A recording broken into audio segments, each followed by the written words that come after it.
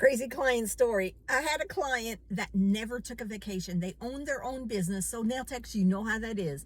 It's hard to leave your business because you have to close it down and then you're not making any money. And on top of not making any money for the week, you're off spending money on vacation. So I get it. It's hard. So anyway, my client and her husband owned a hardware store. And they finally, after 20 some years, took a vacation.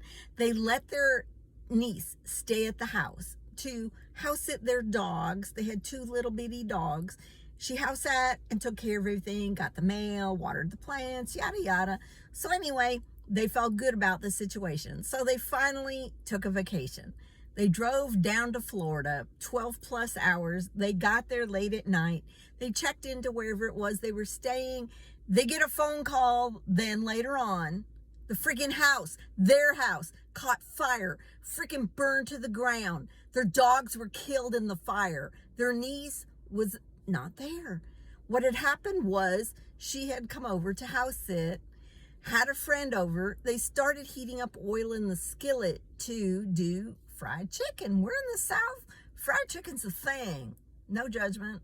But anyway, they decided at the end to go out somewhere else and eat. They forgot to turn off the stove and the fire caught from the grease.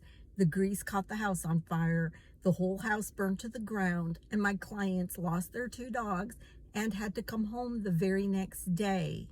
Another 12-hour drive. I think to this day, they have never taken another vacation.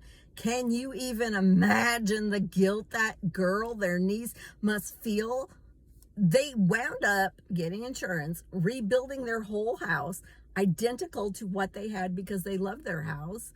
But again, their dogs are dead. They lost all their worldly possessions, all of their family photos, every bit of it gone.